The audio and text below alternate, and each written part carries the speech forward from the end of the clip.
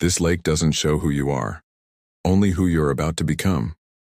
And once people saw their future in its waters, some of them never lived long enough to reach it. The lake looks ordinary at first glance, a wide stretch of still water tucked deep within the forest, surrounded by tall pines that lean inward as if guarding a secret. There are no waves, no ripples, no sound beyond the soft whisper of wind through branches. Yet something about it feels wrong, not broken or violent, but deliberate. The surface is too smooth, too reflective, like polished glass waiting to be touched. Locals say the lake does not show the present. It never has. Evan Mercer arrives just before dusk, his car crawling along a dirt road barely wide enough for one vehicle. The forest thickens with every mile, sunlight fading quickly as the trees close overhead. He has heard the stories, dismissed them even, but curiosity has a way of surviving skepticism. People claim the lake shows the future, moments that have not yet happened, reflections that do not belong to the one standing at the shore. Evan tells himself it is folklore, the kind of myth born from isolation and boredom. Still, his hands tighten on the steering wheel as the trees part and the lake finally comes into view. Lena Moore is already there, standing at the edge of the water with her camera lowered as if she forgot why she brought it. Her reflection does not mirror her movements. She notices it first, the subtle delay, the way the image on the lake's surface lifts its head before she does. When Evan approaches, she says nothing at first, only steps back from the shore as if respecting an invisible boundary. She tells him she took photographs earlier, but every image shows something different from what she remembers seeing through the lens. The village nearby is small, quiet, built around avoidance. No one swims in the lake, no one fishes there. Sheriff Daniel Cross makes that clear when Evan questions him later that night. The sheriff's voice is steady, practiced, but his eyes betray him. He explains that accidents happen near the lake, disappearances mostly, people wandering too close and never returning. No bodies, no evidence, just personal items left neatly behind, as if placed there on purpose. Margaret Hale watches Evan from her porch as he walks through town. Her gaze lingers longer than polite, her face unreadable. When Evan finally speaks to her, she asks him a single question. What did the lake show him? Evan laughs it off, says he did not look long enough. Margaret shakes her head slowly and tells him that is how it starts. People look again, and again, because the lake never shows what is happening now, only what will happen soon. As night settles in, fog creeps from the water into the forest, swallowing the shoreline inch by inch. Evan returns to the lake alone, driven by a pull he cannot explain. He kneels at the edge, heart pounding, and finally looks into the reflection. What he sees is not himself kneeling, but himself standing somewhere else, older, bloodied, staring back at the same lake with terror in his eyes. Evan stumbles backward, breath catching in his throat, as the surface of the water returns to perfect stillness, hiding the future once more. By morning, the lake looks harmless again. The fog lifts just enough to reveal calm water framed by silent trees, sunlight brushing the surface in pale streaks that feel undeserved. Evan stands at the edge once more, convincing himself that what he saw the night before was exhaustion, imagination, a trick of low light and fear feeding on itself. The reflection shows him as he is now, kneeling, uninjured, alone. The future version of himself is gone, swallowed by stillness. Yet the unease does not fade. It lingers quiet and patient like something that knows it has already been seen. News spreads quickly in a small village even when no one wants to talk. Lena notices it first. The way people glance toward the forest and then look away. The way conversations lower in volume when the lake is mentioned, as if the water itself might be listening.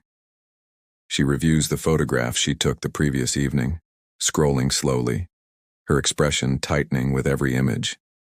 In several of them, the reflections are wrong. A figure stands where no one stood. A hand rests on the surface of the water, pale and unfamiliar. One photograph shows a boy near the shore, his face turned away, wearing a denim jacket identical to the one Tom Hale wears every day. Tom is missing by noon. Margaret Hale's porch is empty, her front door open just enough to suggest panic rather than invitation. Sheriff Cross organizes a search with grim efficiency, his jaw clenched, his tone stripped of patience. Volunteers gather with boots and lanterns, following the same trails they always do when someone vanishes near the forest. They find Tom's backpack halfway down the path to the lake, resting upright against a tree, dry despite the damp ground. Inside are his wallet, his phone, and a folded piece of paper bearing a single sentence written in uneven ink. Evan reads it twice before understanding settles like a weight in his chest. "I already saw it," the note says. The search reaches the shoreline as clouds begin to roll in again. The water remains undisturbed, its surface smooth, reflecting only sky and trees. No footprints lead into it. No sign of struggle marks the mud. Sheriff Cross insists they expand the perimeter, searching deeper into the forest anywhere but the lake itself. It is not a spoken rule, but everyone understands it. You do not accuse the water. You do not challenge it. You pretend people disappear for reasons that make sense. Lena steps closer to the shore despite the unspoken agreement. She stares into the lake, camera hanging useless at her side. For a brief moment, Evan watches her reflection move out of sync, lifting her arm before she does, turning its head toward him with a familiarity that makes his stomach twist. Lena gasps and stumbles backward, nearly falling into him. She tells him she saw herself standing alone in the forest, older, crying, clutching the same camera with cracked hands. She says the reflection smiled at her before fading. By nightfall, fear settles openly over the village. Windows are shuttered, doors are locked. Parents call their children inside before dark, though no one admits why. Margaret Hale finally speaks. She sits with Evan at her kitchen table, hands wrapped around a cup of untouched tea, her voice low and steady. She tells him Tom had been coming to the lake for weeks, standing at the shore for hours without speaking. When she asked him what he saw, he told her the lake showed him a life he wanted badly enough to risk everything. He believed seeing the future meant he could reach it faster. The second disappearance comes before dawn. A tourist couple camping near the outer trail never returns to their site. Their tent remains zipped shut, untouched, their shoes neatly placed side by side near the lake's edge. A lantern lies extinguished in the mud, its glass intact. No footprints leave the area. Sheriff Cross no longer bothers with reassurances. His face hardens, his eyes darkening with a truth he refuses to say aloud. He orders the lake area closed, warning signs posted, access restricted. The measures feel symbolic, fragile, like paper barriers against something that does not respect rules. Evan reviews Lena's photographs again late that night, his pulse quickening as he notices a pattern. The reflections are not random. They show moments shortly before each disappearance. Tom standing alone at night, the couple embracing near the shore, faces drawn toward the water, expressions calm, almost relieved. The lake does not lure people with fear. It offers them certainty, and once that certainty is seen, the present becomes unbearable. Unable to sleep, Evan returns to the lake under cover of darkness. The fog has returned, thicker now, curling around his legs as he approaches the water. He does not kneel this time. He stands, bracing himself, staring into the surface. The reflection shows him again, closer than before, his future self's eyes wide with recognition. This time, the image does not fade immediately. It holds his gaze, and Evan understands with sudden clarity that the lake does not predict the future. It creates it. By showing what comes next, it erases the need to stay. As he steps back from the shore, the fog surges forward, swallowing the water completely. Somewhere in the distance, a splash breaks the silence, followed by nothing at all. Evan turns away, heart racing, knowing the pattern has accelerated. People have started looking back, and the lake is no longer waiting. The village no longer pretends nothing is wrong. By the third day, fear becomes a shared language, spoken in glances and half-finished sentences, in the way people move quickly between buildings and avoid the forest entirely. Sheriff Cross stands at the center of it, issuing orders, coordinating searches that stretch longer and return emptier each time. He looks older now, as if the lake has begun to reach him, even without reflection. Evan notices the way the sheriff avoids looking toward the water, how his gaze slides away whenever the lake enters his field of vision, as if eye contact itself carries risk. Evan and Lena shift their focus from searching for bodies to searching for meaning. They return to the village records, sifting through decades of forgotten stories that all circle the same quiet truth. People have always vanished near the lake, though the disappearances used to be rarer, spaced out by years, sometimes generations. The stories change slightly with time, but the pattern remains. Those who looked into the lake and spoke of what they saw rarely stayed long after. Some disappeared within days. Others lingered just long enough for the future they saw to begin unfolding, only to vanish before it fully arrived. Margaret Hale reveals more than she intended during a late-night conversation by her fireplace. She tells Evan that the lake was once believed to be a threshold, not a mirror, a place where time bent inward, folding past and future together in the stillness of the water. Elders warned children never to look into it too long, not because it was dangerous, but because it was persuasive. The future, once seen clearly, has a way of demanding to be reached, no matter the cost. Over time, those warnings softened into superstition, then faded entirely. The lake remained. Lena grows quieter as the days pass. Evan notices her lingering near the water's edge more often, staring into its surface with a hunger she does not admit. When he asks her what she sees now, she says nothing has changed, but the photographs tell a different story. In one image, taken without her noticing, Lena's reflection stands several steps ahead of her, reaching into the lake with a trembling hand. In another, the reflection's face is turned fully toward the camera, its eyes dark and hollow, its mouth curved in something almost like pity. The third disappearance strikes closer to home. One of the forest guards assigned to patrol the restricted area fails to report in. His radio is found near the shore, its speaker hissing softly with static that sounds eerily like whispered speech. Sheriff Cross recognizes the man immediately, his composure cracking as he admits the guard had confided in him days earlier. The guard had seen something in the lake, something he believed was a warning. He thought by staying close, by watching the water, he could change what was coming. Instead, the lake removed him from the present entirely. Evan begins to understand the rule that binds all the disappearances. The lake does not take people randomly. It takes those who believe the future can be owned, those who mistake certainty for safety. The reflection is not a promise. It is a negotiation, one the lake always wins. By revealing what lies ahead, it strips the present of meaning, leaving only impatience and longing behind. That night, Evan confronts Lena near the shoreline. The fog rolls in thick and low, muffling sound, blurring the line between water and land. He demands to know what she has been seeing, what the lake has been showing her when she thinks no one is watching. Lena finally speaks, her voice barely above a whisper. She says she saw herself leaving the village, successful, respected, her work finally recognized. She saw a life she has chased for years, waiting just beyond the lake's surface. She admits she thinks the lake is helping, that maybe the disappearances are not deaths at all, but transitions. Evan recoils at the idea, but part of him understands the temptation too well. Sheriff Cross joins them, drawn by raised voices and unease. For the first time, he tells the truth about his past. Years ago, before he became sheriff, his younger brother looked into the lake. He saw himself older, alive, standing in uniform, protecting the village. Cross says he believes that vision pushed his brother to stay longer than he should have, to keep coming back to the shore, convinced he was meant for something more. His brother disappeared a week later. Cross took the badge in his place, carrying the guilt of a future stolen and a present he never questioned.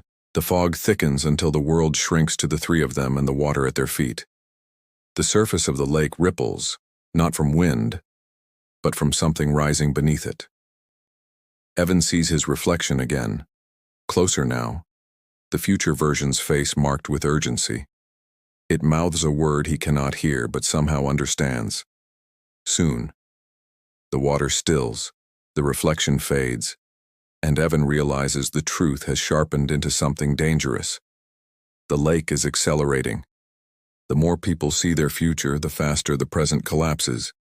And whatever happens next will not wait for anyone to be ready. The storm arrives without warning. One moment the forest is silent, holding its breath, and the next the wind tears through the trees with violent purpose, bending branches and scattering leaves across the shoreline. Rain follows in heavy sheets, distorting the lake's surface into something restless and alive. Sheriff Cross orders an evacuation of the remaining volunteers, his voice barely cutting through the rising thunder. No one argues. By now, fear has replaced curiosity and the lake no longer feels patient. It feels hungry. Evan refuses to leave. He watches the water from beneath the shelter of the trees, rain soaking through his jacket, heart pounding with the certainty that the night has already been decided. Lena stands closer to the shore, unmoving despite the storm, her silhouette framed by flashes of lightning. Each strike reveals something different in the lake's reflection. In one flash, Evan sees Lena smiling calmly, stepping forward into the water. In the next, she is screaming, reaching back toward him as if pulled by invisible hands.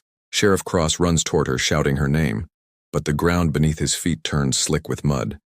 He stumbles, catching himself on a low branch, just as Lena kneels at the water's edge. She raises her camera one last time, her hands shaking, tears cutting clean lines through the rain on her face. She says she needs to know which future is real, that the lake keeps changing its answer, showing her multiple endings, none of them stable. Evan begs her to step back, his voice cracking as he realizes the truth too late. The lake is no longer just reflecting the future, it is rewriting it. The water surges forward without warning, a single violent wave that defies the storm's rhythm. It wraps around Lena's legs, dragging her toward the surface. She screams once, a sharp, broken sound, swallowed by thunder, and then she is gone. The lake stills immediately after, the rain easing as if nothing has happened. Lena's camera floats briefly to the surface before sinking, its lens dark and unblinking. Sheriff Cross collapses to his knees, the weight of every past failure crushing down at once. Evan stands frozen, unable to move, his mind replaying every warning, every sign he ignored. The lake reflects him again, closer than ever. His future self stands at the edge, soaked and shaking, eyes hollow with understanding. This time, the reflection reaches out, its hand pressing against the surface from the other side, as if the water were glass.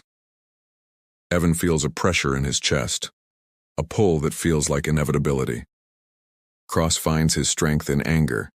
He draws his weapon, aiming it at the water with shaking hands, shouting curses into the storm. He fires once. The bullet disappears beneath the surface without a sound. He fires again. The reflection of Evan shatters briefly, splintering across the water like broken mirror glass, only to reform seconds later, calm and whole. The lake does not respond with violence. It responds with certainty. As if summoned by the gunshots, figures begin to appear in the reflections, faces of those who vanished. Tom Hale, the tourists, the forest guard. They stand behind Evan's future reflection, watching silently. None of them look afraid. They look complete, at peace. Evan realizes with a sickening clarity that the lake does not kill. It removes. It pulls people out of time once they no longer belong to the present. The ground trembles beneath them, a low rumble rolling through the forest as if the earth itself is shifting.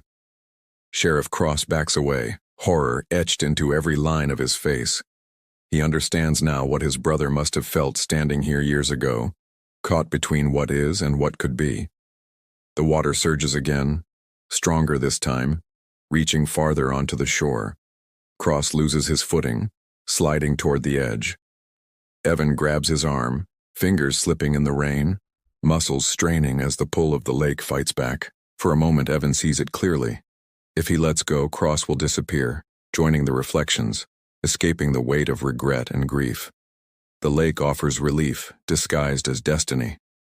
Evan roars in defiance, digging his boots into the mud, pulling Cross free with a desperate surge of strength. They tumble backward together as the wave collapses harmlessly at the shore, retreating as suddenly as it advanced. The storm breaks. The rain slows to a whisper. The lake returns to perfect stillness as if nothing extraordinary occurred. But Lena is gone, and Evan knows the confrontation is not over. The lake has shown him too much, and it will not stop until it takes what it has already seen. The morning after the storm arrives quietly, as if the world itself is unsure whether it should continue. Sunlight filters through the trees in thin, hesitant beams, illuminating the lake in a way that feels almost respectful. The water is calm again, impossibly so, reflecting the sky with flawless precision. To anyone passing by, it would look peaceful, ordinary. Evan knows better now. Stillness, he has learned, is the lake's most convincing disguise. The village gathers in silence. There are no search parties this time, no shouted names echoing through the forest. Everyone understands what was taken will not be found. Sheriff Cross stands near the shore, his uniform soaked and stained from the night before, his posture heavy with loss.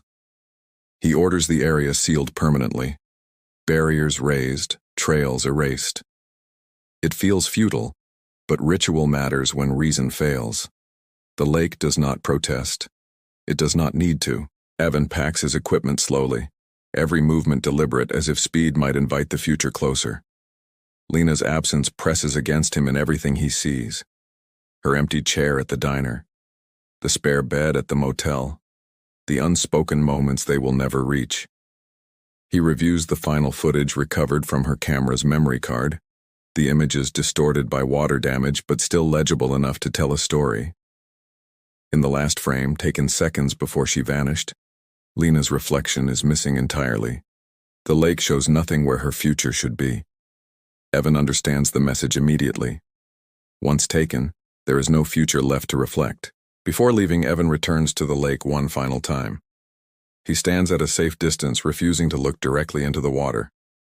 The surface remains inviting, smooth, unbroken, but he has learned the cost of curiosity.